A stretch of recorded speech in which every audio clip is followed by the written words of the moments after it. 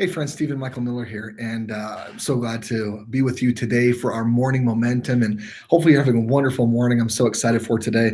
Um, I wanted to talk today about building your treehouse, and this is actually a story that I want to share with you that means a lot to me. When I was about, oh gosh, when I was about 9 years old, I had this massive dream. I mean, I had this big, big dream, and this to me was huge because growing up, I grew up in a lot of poverty. A lot of people grew up poor, and that definitely was the case for me. And growing up poor, you're taught certain things. You're taught that you can and can't do certain things. If you go to your parents and ask them for, something that you might want, you're often told no because you just can't afford it. And I think most people experienced a little bit of that growing up.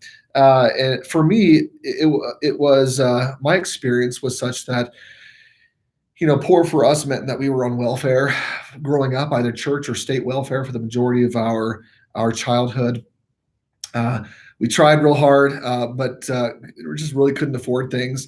I remember at 9 years old, I wanted to build a treehouse. And I wanted that. I wanted this so bad that I could taste it. I shared a room with my brother, and we lived in this small little. Actually, I think it was a two-bedroom home that we had kind of converted into a four-bedroom home. We took the entryway and cut it off, and half of it was my sister's room, and then the back Florida room, which was just this room with jalousie windows all around it, that we converted into another room. And so we were a family of seven in a technically a two-bedroom home that we had converted into a four-bedroom home. But I wanted my own space. And I don't know if you've ever been like that before or felt like, man, I just would really love to have my own place I could call my own, where I can control what happens there, whatever. And that for me was a treehouse. And I love to climb anyway. It was kind of a little bit of an escape, I think, for me. And I remember wanting to build this treehouse so badly. And at one point, I wanted to build it so bad that I went to my siblings and I said, "Hey, I want to build a treehouse." And growing up poor, like we had, when you go to your siblings and you say, "Hey, I want to build a treehouse," what do you think that they said to me? Well, I have wonderful siblings. They're amazing individuals. they are, they're just salt of the earth. But at the time, as kids, they didn't know any better, and they looked at me and said, "Stephen, you can't do that. That's a dumb idea. That's stupid." And for me, when I heard that, it was weird because something inside of me, kind of this fire began to burn. And I wanted to prove them wrong, but I think more than anything, I wanted to prove myself right as this 9-year-old boy, and being told that I couldn't do it. I wanted to prove that I could. And I knew that I couldn't go to my parents and ask them for, I couldn't ask them for nails or for wood or whatever else I might need to build this treehouse, because in my past experience, every time I went to them, they would tell me, "No, we can't afford that." And so that was kind of the pattern that I had learned as a kid. And I remember I was wondering, how can I do this? How can I build this treehouse? Because again, I had this fire that was building and growing inside of me, and I really wanted to build this treehouse so bad, and didn't know exactly how I was going to make it happen, but I wanted to do it.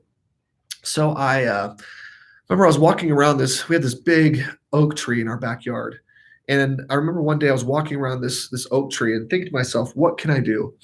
What can I do? How can I build this tree?" And growing up poor like we did, when I was probably about 7 or 8 years old, my father took me for the first time to go dumpster diving. Now, not something I'm proud of, or I'm sure that he was proud of either. But it was a way that we put food on the table. We were poor and that poor, and so he would go dumpster diving to put food on the table. And as I'm walking around this tree at 9 years old and thinking, what can I do to start my project? The thought comes to me, "Stephen, you're no stranger to dumpster diving. Why don't you just go find what you need in dumpsters?" Now we lived on these old city blocks that had alleyways that cut through the middle of the city blocks, and along those alleyways there were massive dumpsters that would service 3 or 4 homes, and people would often discard their old construction materials or old furniture or whatnot in those areas.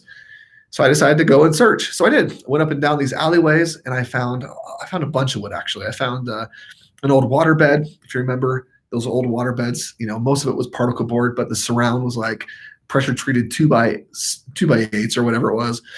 And so I collected all that wood that I could, some old pallets that I found some some different some plywood from some different things. And I remember I found an old exterior wood door that was a solid wood door that was great material. So I found all this wood. I started to pile it right next to his old detached, dilapidated garage, and I started to stack this wood right next to that old garage.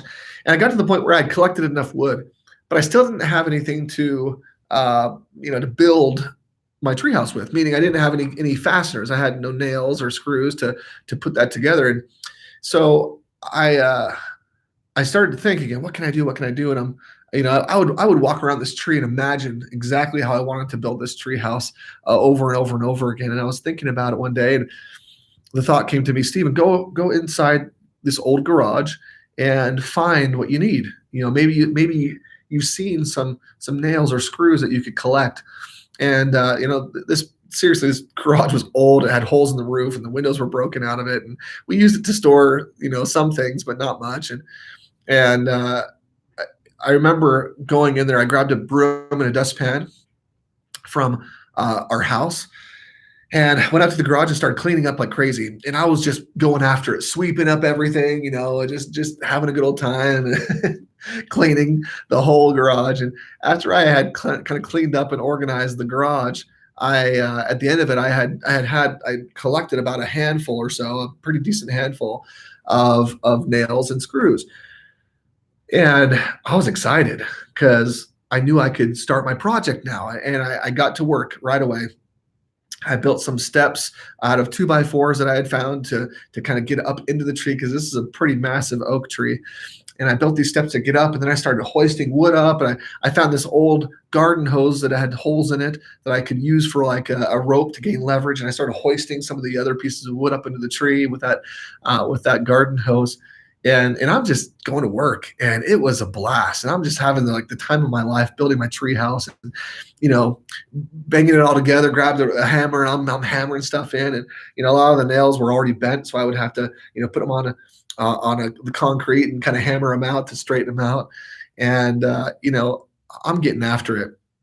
I remember I get to a point where I had built my tree house as far as I could with what I had. Right, I had a lot of wood left, but I had kind of burned through all of my nails and screws and things that I could use to fasten the boards to the tree. And I was sitting up in my treehouse one afternoon when my mom came outside. And my mom, my mom was just an amazing individual, and she knows exactly. She knew exactly what you needed when you needed it, kind of thing. Whether you talked to her about it or not, she was just kind of that way. And I remember I was up in my treehouse, and she called me down, and I went down to where my mom was standing right at the back of our house. And I went up to her, and she said, "Stephen, I've got a secret for you, but you can't tell your siblings." And I don't know if you're like me or if your family was like mine at all, but when mom said you can't tell your siblings, you were typically like, yes, super excited because you knew it was going to be something good. And so I looked up at her. I said, "Of course, mom. Yeah, I won't tell anybody." And my mom had her hand behind her back, and she pulled out this brown paper bag from behind her back, and she kind of pulled back opened it up and was rolling it back a little bit. And as she opened it up and showed me what was inside, as I looked inside, I saw a brand new box of 16 penny nails. And I don't know about you, but for me, like that was not only did my mom know exactly what I needed when I needed it, but honestly, I hadn't talked to her about it. I didn't tell her. I didn't let her know that I was in need. I didn't tell her that I didn't have what I needed. She just came at the exact right time to give me the thing that I needed when I needed it most. And I remember I grabbed that box of nails. I went back up in my treehouse, and I got back to work, and I finished my treehouse. And I'll tell you, my treehouse was probably the ugliest thing you've ever seen, but to me, it was the most beautiful thing I had ever seen, and it was a realization of a dream for me. And from this experience, I learned a couple things. I learned, number one, that you truly can create anything that you want. Now, that's really cliche. People say that a lot, that you can create anything you put your mind to, right? Whatever the mind of man can conceive and believe, you can achieve. And at the time, I didn't understand those concepts very well. But after the fact, looking back at it, I started to realize that, here I was, a boy of 9 years old, very poor, didn't have the means to really build a treehouse, to build my castle, my dream, right? Which is what that was. And although in spite of that, I persevered. I found a way. One of the things I love that Tony Robbins says, he says, you know, I'm not going to quote him exactly, but something to the effect of, when you don't have the resources, it's time to get resourceful. And as a 9-year-old boy, I got resourceful. Out of some of the worst or most painful experiences in my life, I was able to draw on that and learn from that, and be resourceful enough to gather what I needed. And it's just interesting. If you don't take no for an answer, if you don't let the obstacles get in your way, a way will be made for you to accomplish whatever it is that you're looking for. If you really want your goal bad enough, then the way will be made. And for me, I had done all that I could. I had been resourceful as much as I possibly could, and I kept on going and kept on persevering. And even when I didn't know the answer, eventually there was a solution that came to my rescue, and that was my mother. She flew in like an angel and helped me where I didn't know that there was help to be had.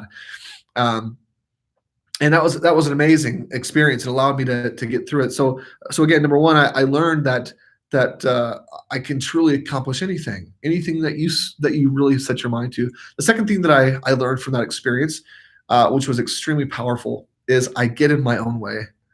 There are moments and times where, because of our past experiences, we get in our own ways. We are our own roadblocks, and I was that for myself. See, I had experienced a lot of my parents telling me no. I experienced that for a long time. I would go to them and ask them for something, and it had anything to do with a financial output. Often the answer was, no, we can't afford it. And so I thought that because of those experiences, I couldn't go to my parents and ask them for help. But in the end, it was my mother who came to me with that financial help. She purchased a box of nails. Now, I know that doesn't seem like much, because you can buy a box of nails for what, $5 to $10, something small. It's not that big of a deal.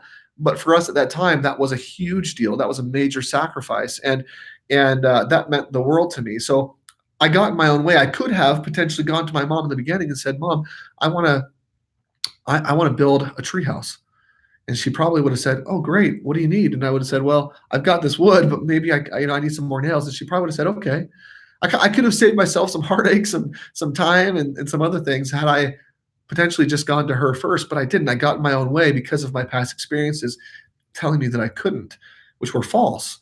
So the question is how often are we getting in our own way? How often are we allowing our past experiences to dictate our future results, to stop us from doing something that we otherwise maybe should or could, to get ahead even faster? And that was my experience. So today, for our morning momentum, what's your treehouse? What is your treehouse? What are you going to start building today? What are you going to get after? And what's getting in your way? What are you doing right now to possibly get in your own way that's keeping you from accomplishing that, or from building that treehouse, that dream of yours? Because for me, it was quite simple, and it was actually it was something very simple and small. I got in my own way. I didn't allow myself to ask for help, and that made my process take a lot longer. So for you, what is it? How are you getting in your own way? How can you now get out of your own way, remove that obstacle that may be only mentally perceived, and move forward and build that treehouse? Well, I wish you the very best this morning. Have an awesome day, and get after it this week. This is Stephen Michael Miller with our Morning Momentum. Thank you so much, and we'll talk to you on the next one. Bye-bye.